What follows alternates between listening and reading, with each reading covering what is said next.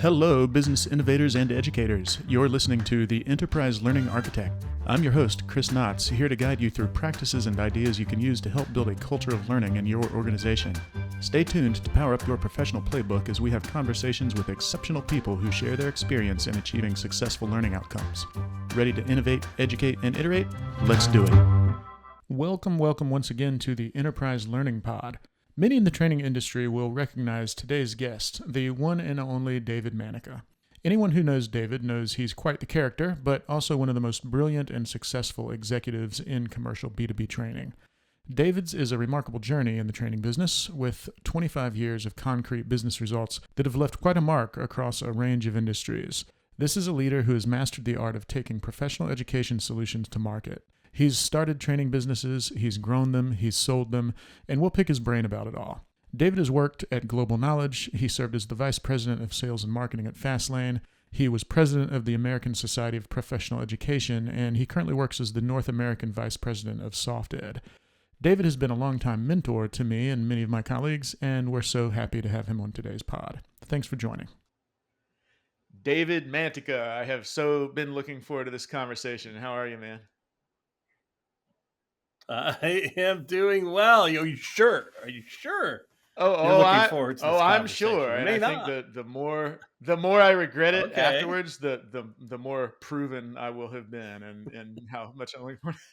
I might be a That's hostile okay. witness. Probably there's a lot of people out there who probably really enjoy hearing me get roasted a little bit. So nothing's off limits. So. I'm not going to tell about the glasses you wore at the interview. The John Lennon glasses. I'm not going to talk about that. But, I just thanks a lot, buddy. No, so as people will have heard in the intro, you're a prominent figure. You and I go back 20 years at this point. It's almost, we're like a couple of months past our first encounter. Pretty crazy. I think we're both still looking pretty good for this. No, you look fantastic. We'll agree to disagree on that. But anyhow. I've gotten fatter and fatter and fatter, and you've gotten healthier and healthier. Although you get colds now. Folks, he told me once, stupidly, that I never get sick. All I can say is I have since rescinded that and admitted the error of my ways. Never should have said that. Stupid thing to say. But I don't have one now. I don't have one now for what that's worth. So David, we've done a bunch of different jobs, primarily in the training and learning services industry. And so that's kind of what I want to talk about a little bit, because that's basically, even now, after these years have passed, still continues to be the focus of our work. Yes, the business of training. So we, and as we engage in a commercial market-facing training business, inevitably, some of our biggest customers as well are like internal L&D departments. So we have a lot of exposure there as well. When you're a training-only company, a lot of times you're selling courses and training to those departments. Those departments are, so there's a little bit of, I've kind of started to think about the universe in two different big buckets. You've got internal L&D departments who sit under HR, and then you've got kind of our world, which is actually running a for-profit business with training as the product. Suppliers, the training industry would call them suppliers. Doug Harworth really kind of got into the phrase of, you have your supplier network and then you have your buyer network. And training industry has done a phenomenal job of building a cool portal for the buying world, and even being able to certify the buying world.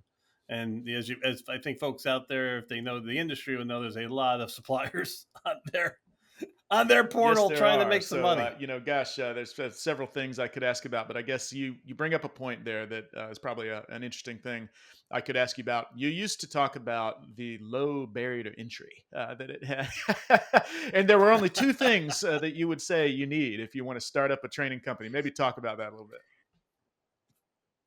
Yeah, so it's this industry is one of the last bastions of pure capitalism. There's no barrier to entry and there's no transfer cost. So transfer cost means, in order to leave this vendor to go to another vendor, how expensive it's going to be for me. If you have a huge ERP system from SAP, and you want to move to another one, it's a monumental task. So that's called, you have a high transfer cost.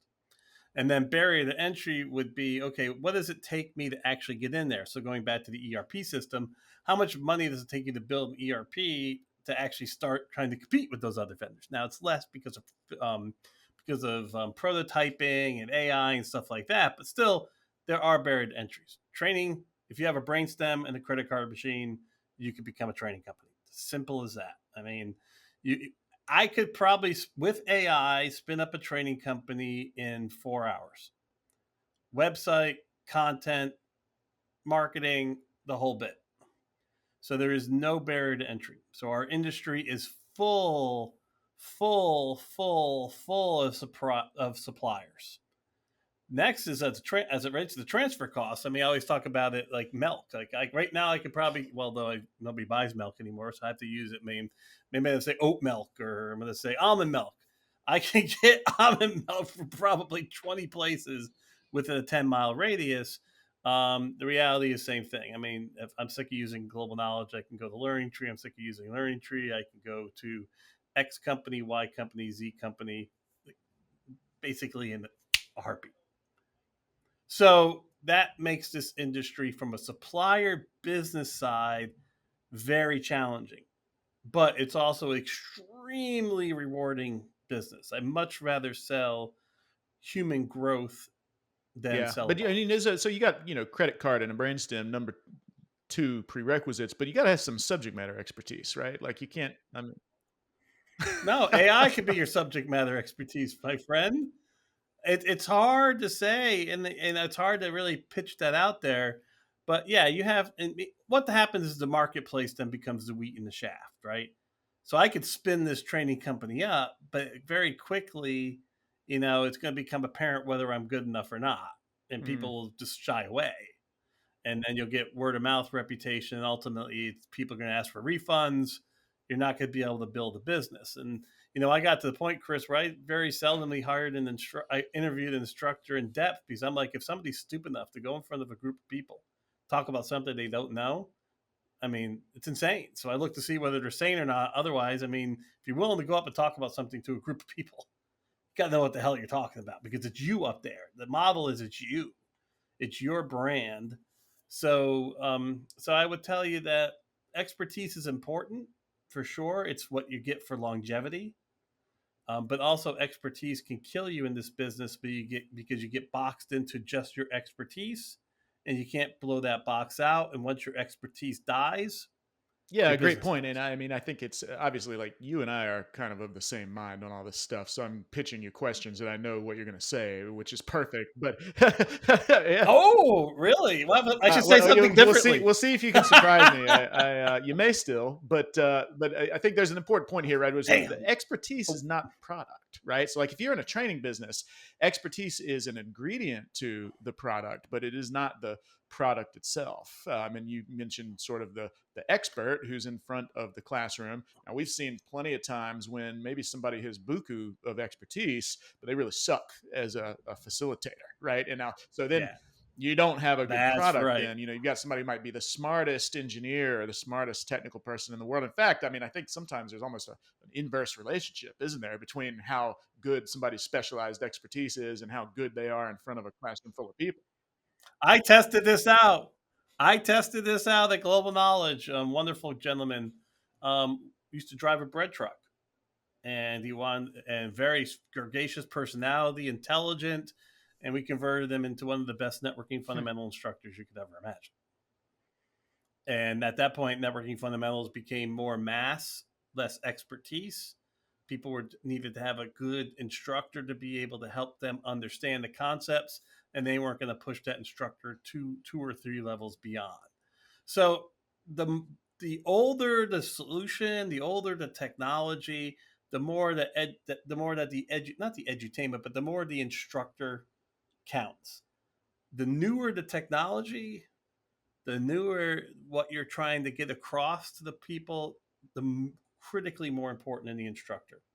And what I like to say is that when you're in those new hot areas, if you have a great instructor with great knowledge and decent instruction, Mm, they can teach off toilet paper. You really totally. don't need any content. But yeah, but once you get into that higher end, that space where there's a larger universe size, where it's more well known, you're not going to get pelted by 1,000 questions from different directions. Then the content becomes more important. The instructor becomes less important from an expertise standpoint, and more important from an Yeah, ability to transfer it's really knowledge interesting to sort of think perspective. about these relationships in terms of like the maturity, the life cycle, the time frame, how commoditized the knowledge base and the provider market out there is. The products look a little different depending on what it is. I mean, if you're in an early emergent field and it's really hard to find a subject matter expert, from an R&D standpoint, would always say, oh, that's how you know that you're in the right spot. It's really hard to find an expert because there's just not that many of them Oh around. But it's yeah. also there's some delivery challenges there because probably your content's a little half baked. There's no standards, no governing bodies. There's no real point of reference. It's the Wild West, and then you have this other dimension in which when you do go into a classroom, some of the people inevitably are going to be like early adopters. They're really interested. And so they're maybe almost even thinking of themselves as subject matter experts. They love to lob challenges at the instructor. Well, that's why that early state. Yeah, that's why that early state. I mean, there's so many dynamics at play here. First off, before real internet content took hold, I could make a crap ton of money Mm, on training on just information, like teaching people about telecom systems and teaching people about basic networking systems. You can't do that now. You can't make money in this space passing information across. I mean, that's what internet does. So we've had to go up the food chain, especially for people who do trying to make money on training where you actually have instruction and you have interaction. So we can only monetize now when it's really mm. an art and a science. So what happens is if it's just straight science, like a configure this Ansible server, or configure this Kubernetes server, or go process this document into this interface, or do work with your EMR system, health medical record system, you could do that with free content. You could do that with e-learning content, asynchronous, right? So, and a lot of times the poor companies that have tried to monetize asynchronous Hmm. content are getting their butts kicked because the free content's just growing by leaps and bounds where you don't need to buy that portal of asynchronous content Yeah, because I I mean, can just go to YouTube. I can just watch YouTube has these kept two me web from calling a seminars. plumber, multiple times now. Yeah. Exactly. So the business of training has gotten to the point where you really make the most value when you are teaching both art and science, where there's an element of not only knowing how to do something, but also how Mm-hmm. do you get things done. And this idea of how to get things done is really the space that the for-profit training world is really seeing the only opportunity to make money. But going back to who you're training, absolutely, man. Back in the protocol days, I see a bunch of hardware design engineers in a class with instructor trying to teach voice over Mm-hmm. IP, just banging them on the protocols. Okay, how is this circuit going to switch when this happens? How does the packet operate from this perspective? And you had to know the protocol like the back of your hand.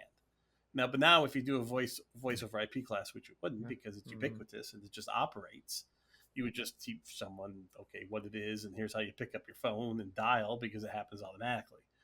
So it definitely, the type of instruction, the type of product you put out there evolves over time and evolves over the type of instructor you'll use as well. But the longer the technology goes, the more commoditized it is. And then at some points that you really just have Yeah, to walk yeah. I away mean, from that market. understanding the market maturity of the segment is key. So so let's kind of crystallize some of this then. So break it down for us. If you are a commercial Break it down. business with training as your product, tell us about that product and tell us about the management of that product. Training as a product. We've touched on a few of the dimensions here, but let's just talk about that on. Oh man, Chris, I'm not going to be able to make money now because I'm going to give out all the secrets. And they could just do it off this off of this podcast here, Chris. I'm a Well, little maybe worried. Are you tease going to us pay a me little for bit this? then, and then Um, no. no, I don't care. I mean, you can create a playbook. Chris and I can sit down with you and create a playbook on how to build a training business, both how to build your internal training organization to actually make revenue, and how to start a training company from which we scratch. have done And multiple really, the times. I first, should point out, right? yes, yeah, sometimes it worked and sometimes it didn't. I can tell a lot of stories about how it didn't. A training company at its heart and soul is a sales and marketing company. First and foremost, it's not a content company, because one person can take one class once a year. I don't care if you think I'm insane, but those numbers have held out since my days at Global Knowledge in 96, 97, 98. I still constantly hear, how can you get more people? How can you get that one person to take two classes instead? How can you go from 1.2 to 1.5? You can't. The dynamics are simple. People, on average, you can take one class once a year based on budgets, based on time. And remember, in our industry, time is more of a Yeah, problem it's getting to be more than so money. too. Oh, yeah. And then also apathy. We lose more Mhm. business to apathy than we lose to anything else. Because remember, you got to sell somebody a future. So sales and marketing is at the Mhm. bedrock of this business. You have to constantly prospect. You have to constantly build a database of people who could potentially want to take the training that you have offered. Now, we didn't get into this whole idea of the business model, but this whole idea of being sick. Very seldom can you talk somebody Mhm. into doing training. Maybe on the B2C side when they have to reskill themselves completely, but they're already talked to a coach or an advisor, and then they're just coming to you for the product. So really, when you're building your database such that you're trying to talk to Mhm. them so that when they're sick, Yep. they see you first. And that's a lot of work. It's worth it in the end, but it's a lot of work. And what you're trying to do is then you're trying to find products where there are a lot of people that are ultimately going to get sick, so they're going to want to come to you. So once you build your sales and marketing engine, right, then the next step for a training company is product, not Not expertise, content. product. What? Not content, the product. Where are you going to play in? And this is where you have to deal with your total addressable market, the TAM side of it. You got to deal with your product market fit. You got to look at your personas. And then you got to make decisions about Mhm. nice to know versus need to know. We talked about this all the time. Is what you're going to present to the marketplace really nice? Or is it something they're Mhm. willing to sign a PO for, give you a PO for? They're willing to give you money for that. And this is where the flipping internet free content has killed us. I feel like a boxer. It's beating us up. So we've had to pivot and adjust to find the product market fit that is of value for somebody to transition money to us because they can't really do it just with the free stuff. So that product side is very difficult. And for Chris, we know Chris used to test Mhm. 4 products a month in one of the businesses we worked on together. And the hit rate was usually 20% would return their cost of getting it out there to the marketplace. And of that 20%, maybe 10% of those actually made serious money. Um, because of the dynamics of nice to know versus need to know, the dynamics of universe size. So once you've gotten your idea of where your product is, and it can sell, then you stabilize it with expertise. Then you look at who's teaching it currently, how good are they, can it be better, and then you incrementally make that product better, better, better, and better, because the return on quality is you can't invest in complete quality until you Mhm. know it's Mhm. going to sell. And this is the kiss of death for most training companies. They spend a crap ton of money working on something that is never going to sell. You only work on it when it sells. So that's then the instruction, the delivery side of it, and everything else. So what I have really seen in this industry is it's like you jump on a hot topic. You grab that hot topic, you can scale to $10 million, and then you reach a plateau. You either got to buy new companies to come in and add certain areas because you've now operationalized around this one area and it starts to erode, because in training we know, Chris, what happens. Mhm. it ultimately dies. Yeah. There's only The so well many runs people dry. you can train. Yeah. That's right. Yeah. And then there's Totally. disruptors on top of that. I mean, we had a great BA practice going, business analysis practice. Agile came. Agile completely disrupted the business analysis practice. So I had to build Agile classes at the same time my BA classes was making money, still Mm-hmm. is, but at a less clip. So now my net is still X because I built some new content, but that's replacing the money for the content that less people are going to. I talked a lot there, Chris. So hit me. What do you think? Where, as you process what Oh I man, said, where do you there's want a to few go different next? directions we could go. But first off, I think well said, right? So, just want to take a moment to spotlight the idea that we have these different cycles of maturity, right? You have different cycles of maturity in the product, you got different cycles of maturity in the Mm-hmm. market, and there's some other little Yep. ones that we could talk about. But I think also you mentioned the idea of disruption. You have to, as a product manager, concurrently manage and understand where in the life cycle the product and the market is to maintain the fits, right? And then run the business accordingly. And Yep. then I would just say, thank goodness there's disruption for training businesses, right? Because yeah, because if there Oh, we wasn't, would die. yeah, We wouldn't tap out the exist. We well, wouldn't and exist. that'd be it, right? And then so there's one other thing, and maybe we could talk about this for a minute. You alluded to this a little bit, but I want to kind of directly address it. So if you think about it, if training is your product, the only way that you get to a nice juicy revenue number running a profitable commercial business is that you have to find that hit, right? It's kind of a hit making machine in some ways, and the only way you find that is to try a bunch of stuff, right? We always used to say basically that the hits were built on the bones of 20 failures. I think that's about the rate that I've seen. It takes about 20 ideas that fail. And I should Yes. say, like, that doesn't mean the ideas are bad. On the contrary, you have to give each and every idea your very best attempt, right? Like, it's not like you're just But in the box, the very best attempt within the yeah. box of energy. If you have 100% energy, that box is only hopefully only can consume like 10 or 15% of your energy. But when you're doing that 10 or Yeah, 15%, because you're I'm doing not it as talking well about as you can. operationally. I'm not talking about you have to try really hard operationally. I'm saying you have to be really intelligent about your ideation. Yeah, Yeah, and how in your testing criteria and what your testing criteria is, and where do you go to take that next step, and what do you kill, and what do you keep matriculating, and that's the art side of running this business. I tell you what, I thought about building an algorithm around it. Maybe now with some of the capabilities of AI as it relates on the algorithmic hmm, side, you probably could, but there are so many inputs associated with what the market will actually adopt, and this is where you get into the concept of yeah, the black swan in the training business, because the training business, you accept the fact that it's a black swan. If you haven't read the book The Black Swan by Nassim Taleb, I mean, definitely. You I'd got to read highly that. suggest it. um, you got to read it if you're in this product space, and that's where this becomes really cool and really interesting and really dynamic. And I don't think people understand how Yeah, cool it really is, and truly figuring out where the next and this is product's get going to hit.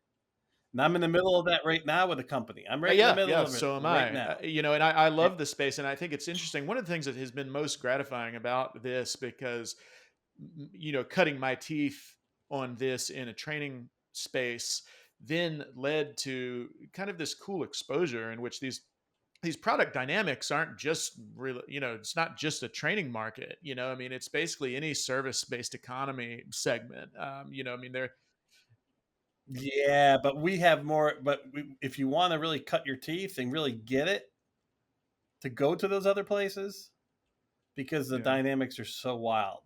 This is why I got basically getting at. If you really want to be a great product manager anywhere in the B2B space, the training biz, built trying to figure it out in the training I world is would the kind of agree best with that place to because start.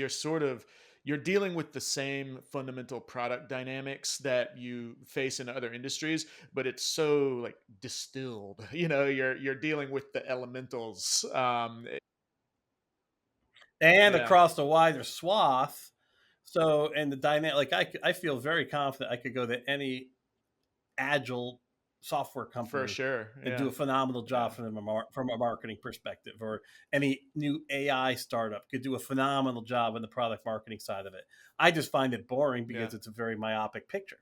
The thing I loved about training is that you're going across a much wider swath, and it makes it more dynamic for you. So, because I don't have to be pigeonholed Yeah, into that's just maybe the most this. interesting thing about it is you've essentially got a business model that can consistently operate, but you're not bound to a vertical, right? You're not bound to a domain. You can flit around and explore. In fact, you have to, right? And like that's one of the coolest things about the commercial business that or training business that I think if you haven't been involved in this industry, people may not exactly understand that what you have to do is build a repeatable, sustainable business model that is basically completely agnostic to subject matter, and it's so hard to divorce yourself from your domain. Yeah. Oh, absolutely. But so it really boils down to the platform. So when we sold the one company that you were a part of, Right. they really just bought the platform. And when we were working in that company, we tried going after the training in the healthcare space.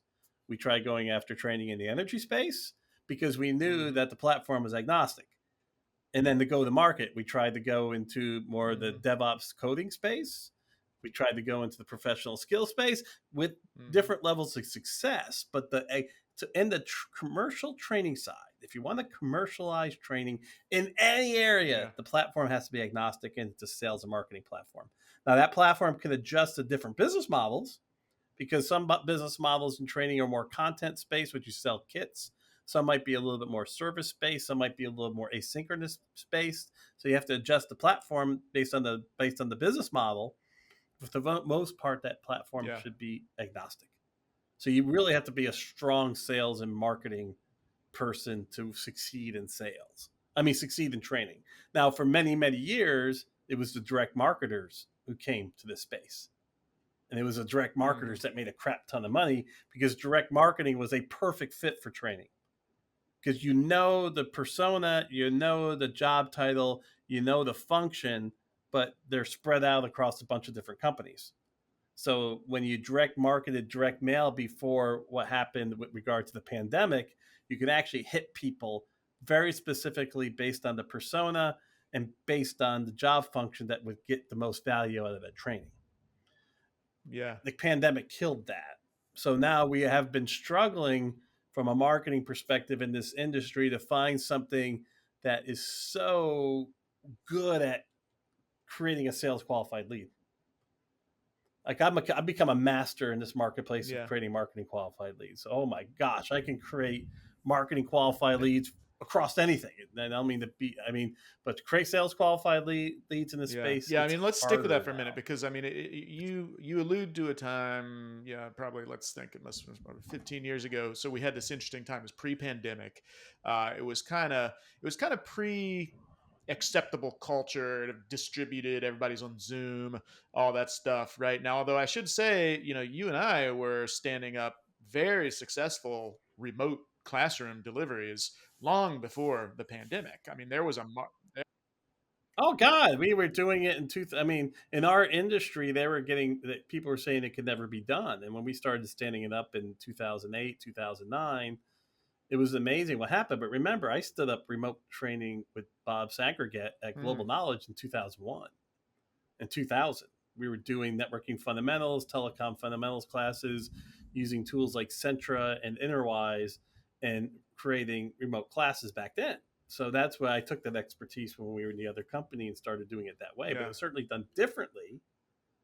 But yeah, I've seen it But done and I like since I'm that pivoted time us to frame. delivery, but like let's get back to the marketing. So like in those days we were They're just not in the office right. now, Chris. They're just not in the office. So the marketing side's really challenging because they're not in the office, and they don't Hmm. email, they don't look at it because it's a mess, right? And search is Yeah. changing because of AI. AI is changing the way people use search. So the ability to actually make more money in the paid search world is very hard. LinkedIn is one of the tools that does work, but then there's easy walk away from. What I loved about direct mail is they just never put it away. They would just Yeah, get you the make it piece look and they leave it on the valuable and desk. it's kind of sitting there. Yeah. And Like they left it Yeah. on there if it was worthwhile. Like the title hit them and they either threw it in the trash or they kept it. With email, even if they Now liked it, it gets lost within a there's an day. important dynamic It's here lost. that things have changed sort of during our tenure, but we used to market at the session level, right? Like we were trying to get butts in seats for our training classes, and that was Because it was a land yeah. and expand. Because it was a land and expand model. You get them in the seats, and then your Hmm. sales team expands them through their sales process. Because I didn't want the sales team prospecting for people to get into the public classroom. I wanted the salespeople working with the Right, and people so, I who were mean, buying there's a sites. customer life cycle here that was very repeatable, and it worked really well, right? Where you could publicly market open enrollment at a session level, provided you had, even this is all assuming you've already found the product market fit, and there's a TAM there and all that. So like you got to do Yeah, all that yeah, first, but yeah. like once you've done Yep. that, then you can ramp it up. You get the students in the class, open enrollment, and typically like, and I should say too, this is a particular pet peeve of mine, but in some previous career chapters, there were maybe like there are people who would refer to that as B2C, right? And I always annoyed me because I'm like, it's not B2C. No, I call it. You call it B2E. So the thing is that you have your B2B. Within B2B, you have a B2E, and the Hmm. B2E is Yeah, business there you to go. employee, where the Yeah, employee has certain dynamics. That's what I call it now. They have certain dynamics that are like a B2C, but right. they're really a B2E buyer. And the difference is they're employed, they need the information quickly, and the training is more tied to Yeah, what they do now. B2C is money's a difficulty, and they're looking for training that's different than what they do now, which means a B2C person is going to have a much longer cycle of learning to get value, and a B2C person yes. is going to want placement.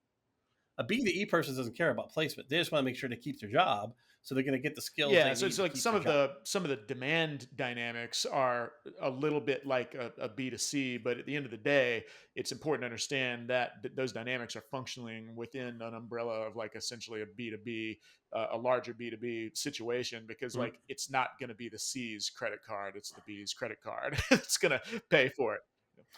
Yeah, but I want to make sure that people know who listen to this. We could talk about the business model for both dynamics. If you want to start going down the pathway for building a pure B2C training business, the platform is different. And then once you have the right platform, then the type of product is different. And then the trainers who deliver the product is different. But we could talk about that. We kind of more morphed over to the B2B side.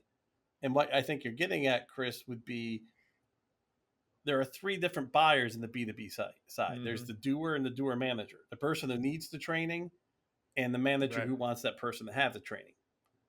So there's money there, but it's hard to scale with a salesperson because going after onesie twosies is a mess. Where you scale is when you go from the doer and doer manager to the learning and development department. Yeah. That's a buying place. And that buying place can buy at scale. But since they get pounded so frequently by messaging, you really want to get introduced to that buying site Yeah, with and the this is doer and the getting doer back to manager. kind of to what the thread was that we were originally talking about here, which is you have an open enrollment, successful market fit.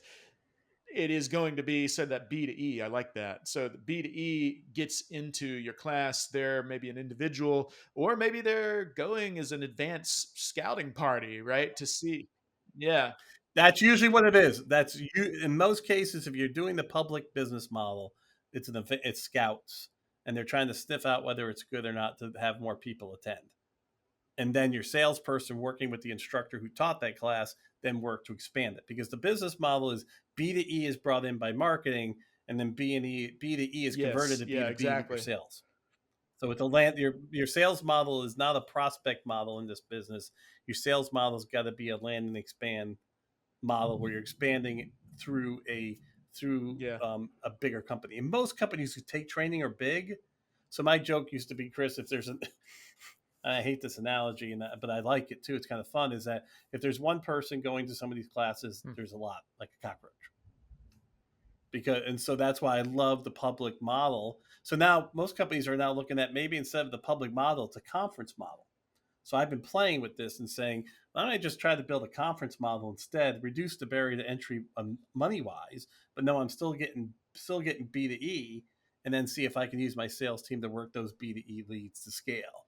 It's not as direct as when they take a public It's not as much investment in time, but the barrier to entry to enter it is lower, yet it's still higher than Yeah, going to a because web I mean, seminar. then you say those, and listeners to this may think that those are um, they're challenges or complexities, in which they kind of are, but in fact, they're innovations as well to meet the way that the market has changed, because things have gotten a lot less straightforward since those days of directly marketing at a session level. We want to sell. Yeah, we want to sell a butt in a seat, get that person in our class. We can showcase our expertise, showcase our learning experience, and then they go back, land and expand. Now you're talking enterprise sales. Oh yeah, I was a yeah. master at it, baby. I learned from the best, And and I it was a was master at it. And and it gosh was such, darn the such a pandemic. great repeatable and scalable business model. But these days, I mean, man, marketing individual at a transaction level is almost, I mean, I don't know if it's a thing of the total past for every sector, but I mean for a lot. I'm still trying. I'm still trying. I'm still trying because the other model. I mean, if you can't figure it out, then our business as an industry probably is going to ultimately become It will. I mean, extremely yeah. different. And we see this. What? Yeah, you won't be able to, like the Churchill dynamic with global knowledge and Skillsoft. So there was a lot of SPAC right during the pandemic. SPAC is a vehicle that a private equity could use to actually basically go to public offering, but it's private equity, but it's really a public offering. Churchill did this and did this by rolling up global knowledge and SoftEd. And I was on a couple. They had a lot of consultants out there through these agencies hearing about the pros and cons of this, and I just tore it to shreds because I knew it wasn't going to work. And it is a wretched debacle. But I think one of the reasons it's a wretched debacle is because, like you're talking about, the business model of getting that first entry is changing so dramatically. Tie that to Mm-hmm. all the free content that's available out there, that this industry is not going to be the same. And I don't think it ever have a scaling capability that people would want. I think it's going to be if you're lucky to get to 5 million, but if you get to 5 million, you can run it profitably for a very long time. The only way you're going to be able to scale would be through massive acquisition of multiple different providers, but that provides a complexity dynamic that most companies have yet to figure out. And the best company I have seen to do kind of a distributed model would be, companies like Fastlane that have 40, Mm-hmm. 30, 40 countries. They run a distributed model in country, except for the mothership controls certain aspects. And it's been a model that has run over a longer period of time, but they still struggle with going Yeah, beyond just that's a right. certain I mean, and content maybe set. that's been something that has actually allowed them to be sustainable. But they've got a bit of a franchise type thing going on, don't they? Yeah, but it's cool. And New Horizons was a they converted back to full corporate with the purchase by Educate 360. But I still think the franchise model, when done right, each franchise could do their own Mm-hmm. product strategy as well as then work off the marketing and sales hub, but then have their own marketing and sales people working through that hub, that could scale because you have a bunch of entities running $5 million, and then you just roll those entities up into the mothership making $100 million. But you have to have a lot of flexibility at that local level. You got to let that local level do things that most franchisees don't like to Yeah, see yeah. I happen. mean, there's a lot of letting go that has to happen there. Um, Let it go, like Elsa, whatever the song was. I wish I hey, could no, sing you it. Maybe nailed it. I Toby think could that sing was it. He jumps on in here good. with That us. was a good teaser. We said we wanted teasers. Uh, so there's a couple things here then that I'm kind of thinking about. So first, the the evolution and the disruption away from what is a fairly straightforward, repeatable, and scalable marketing model in which people matriculate from first touch transactional marketing, then to enterprise sales leads, and then ultimately kind of land and expand. That has really gotten much more fragmented, right? It's gotten really tough. So thing one is, all right, then what do our training marketing teams do? Now, the thing that I have seen a shift towards then is kind of an, instead of focusing on transactional marketing leads, they're focusing on what I think they might even call conversions, although it's kind of a funny term because they actually haven't paid for anything. So is a conversion. I don't know, but that's a separate debate. But like they'll basically it's a lead conversion, right? So like they focused in marketing, then Yes. focuses on building the database, which was the first thing. Yeah, I can do that wonderfully right now, Chris. I mean, right yeah, now I'm rocking and rolling. I have right now we're building a fat database, doing it for yeah. very inexpensively. I mean, cost per lead is really close to $5 to zero. Is I that could do it great. So you're right. Right is I now, was gonna say marketing, is but that as proven, is that as reliable of a model for running the business? no, it's not. I can't. What did we start with? Is I'm struggling converting sales. The problem with this business right now, I don't have a repeatable, scalable Yeah. sales qualified lead engine. I can produce a crap ton of marketing qualified leads across the board, all over the place. I mean, I've gotten really. It's like you talked about. I've gotten really good at conversions at the marketing qualified lead level. It's Hmm. horrific at the sales qualified lead. Now these marketing automation tools say they can do it for you. That you do enough drip campaigns, you do enough lead scoring, that you're going to hit the people at the right time. Theoretically. Theoretically, it all makes sense. But yeah, I don't know what type of scale you need in the database. And here's the problem: these companies pay by database size. Maybe if I had a 500,000 person database, Yeah. that actually would work, right? The lead scores would then hit the right times, drip campaigns would work. But a 500,000 person database with Marketo or Pardot or HubSpot, you're talking 40, 50, $60,000 a month. We still have David? I mean, it's wild how expensive Toby? that is. Toby, hello. Oh, I think you're back. We lost you. All right, Chris, are Yeah, you I'm back? back.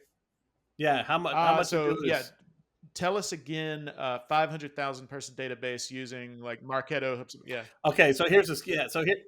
Yeah, so here's the skinny. So as I've been playing around with this, I think at a scale of around 500,000 to a million high quality marketing qualified leads in one of these marketing automation systems would allow the drip campaigns, the AI lead scoring systems to work to give you more sales qualified leads. But first off, how much yeah, effort and cost exactly. does You it got to take to get to getting that from point A to 500,000? point C. But yeah, now here's number 2 though, Chris. If I magically got to that 500,000, if you're using Marketo or Pardot or HubSpot, which are the best tools in the marketplace, it's going to cost you $50,000-$60,000 a month Yeah, just to be in that system. Not even the cost to have gotten to that level, but just to play in that system at that level, yeah. it's hugely expensive. And so now you have to look at Hmm. your cost per acquisition, and can the cost per acquisition between that first touch, getting them into the class, and then ultimately selling them land and expand, it becomes a Yeah, lifetime value calculation. So you have a cost per lead, which is really relatively inexpensive here at the conversion rate right now. But the scale you need to get to start getting better quality sales qualified leads within these automation systems is such time and people that there is a yeah, barrier to entry there now. And then the barrier to entry would be at the monthly marketing cost it takes to hold that system together is the lifetime value of the person that pops out of that in the scale yeah. and So what do you repeat think? I model mean, worth. is it? Yeah.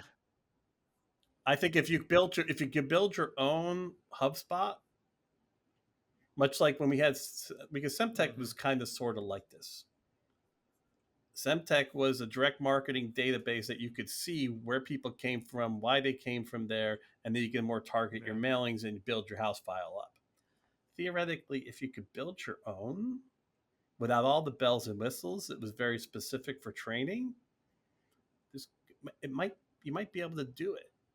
It's like you create a mastery in the sales marketing, the sales automation, the marketing automation space, and you build that mastery with your own system specifically tailored for training. Yeah, it's possible. It's possible. But the thing is size matters. It's like, oh well, just get a prospecting database. Info USA. I forgot it used to be called Rain King or The one, I forgot what they call themselves now. We use Seamless.io, great company, by the way. Even the Yeah. Rain King company is a great company, but that's not a real marketing qualified lead Yeah. database. Yeah. That's a And it's not prospecting database. necessarily So I'm specific to talking, what you're trying to sell. no. So, so ultimately, I can't just, really the rubber meets the road. And with, if I even created my own marketing qualified, if I created my own marketing automation system, if I created this, I still need to build I got to build that marketing qualified lead database to a size that would enable the dynamics to occur that I'm talking about. And that takes time. I mean, with SoftEd, since we just started doing it very well, we've gone from like 1,000 to 15,000, Yeah. 16,000, like a year and a half. Now, this is doing it with just one person Yeah. running it, and she's really good at it. We're starting to get some scale, so maybe we get to 30,000 next year, by next year. The long story short here is that's one way of doing it. Then tie that into maybe some AI capabilities around spidering the web with your retargeting stuff with web traffic that's coming in. You might be able to tie that into it. Some better visibility into who's coming to your site and how you can go back after them. And then can you pull them into the database?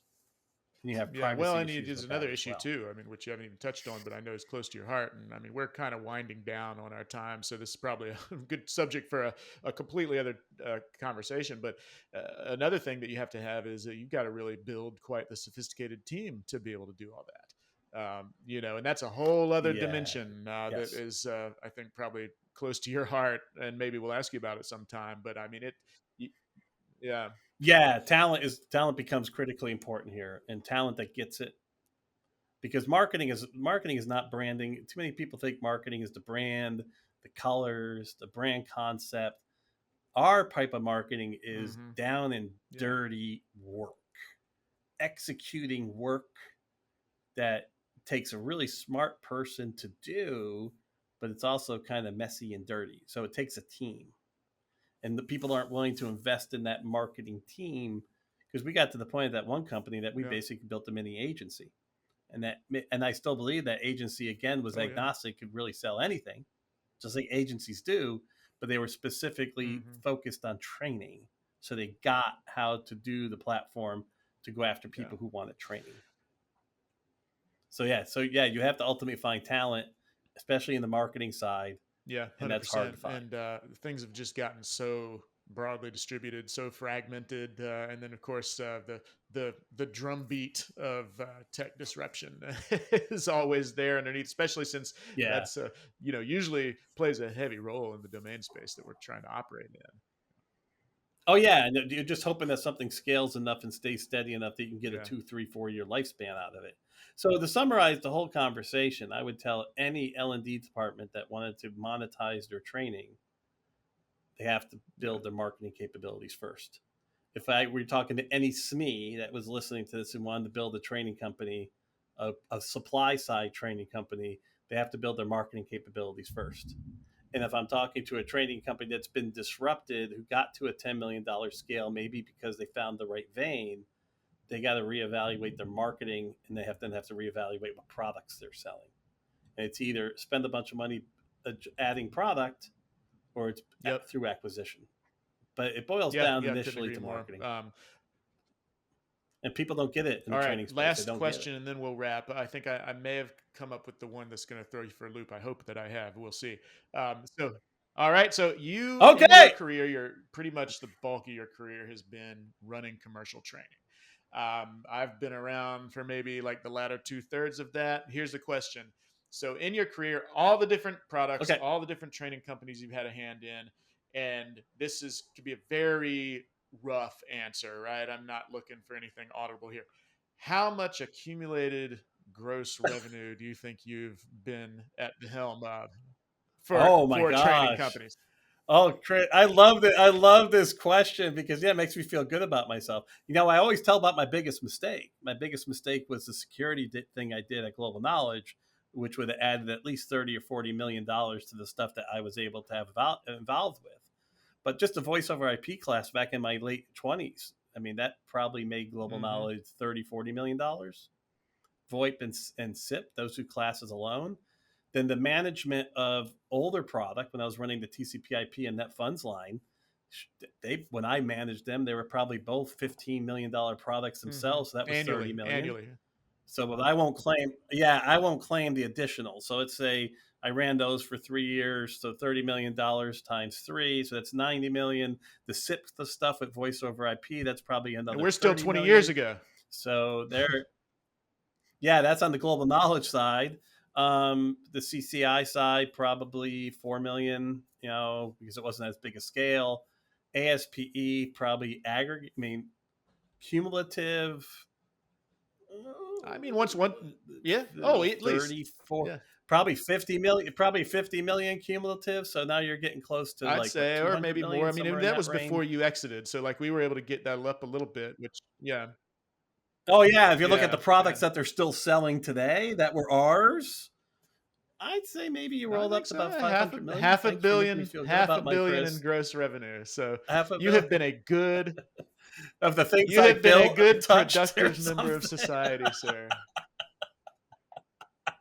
I just wish I got more money off of it. Well, you're still working, so there's that. I'm still working. That's right. Thank you, Chris. Because I used to think about that at Global. I'd say, crap, I built these classes for Yeah. Global, and they're still making money off them. Now I look at ASPE and what the C Prime company is doing, making money off those products still.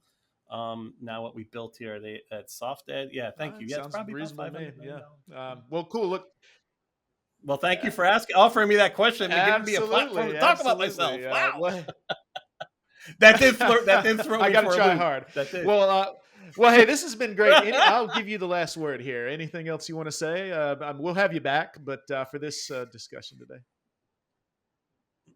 Yeah, I would tell you this. I think some people might be offended that Hmm. you're making money on training.